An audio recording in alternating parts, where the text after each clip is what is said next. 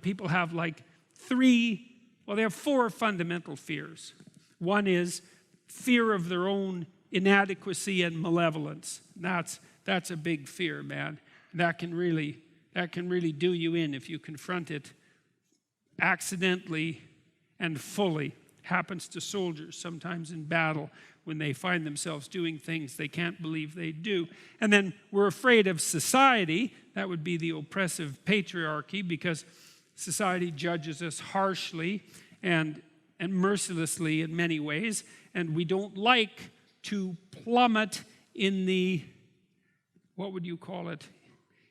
We don't like to see our reputation savaged in front of the groups that we identify with. It's extraordinarily hard on us emotionally for that to happen, which I wrote about, for example, in Rule 1, which is a chapter, at least in part, that details out the fact that the neurochemical systems that track your comparative status in competence hierarchies also regulate the balance between your positive and negative emotion, such that if you suffer a social defeat, your proclivity to experience negative emotion radically increases, and your proclivity to experience positive emotion radically decreases. And people seriously do not like that.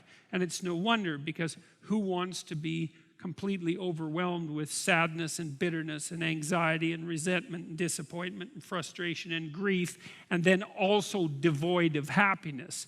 It's the very definition of hell. And if a status defeat will increase that probability, then we will fight very hard to maintain our status positions, which we certainly do.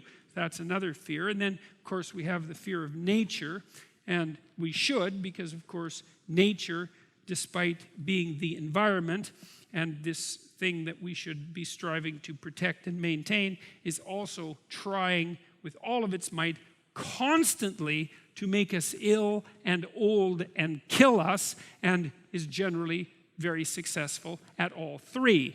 And so there's every reason to be afraid of nature. And, one night alone in the bush will pretty much convince you of that.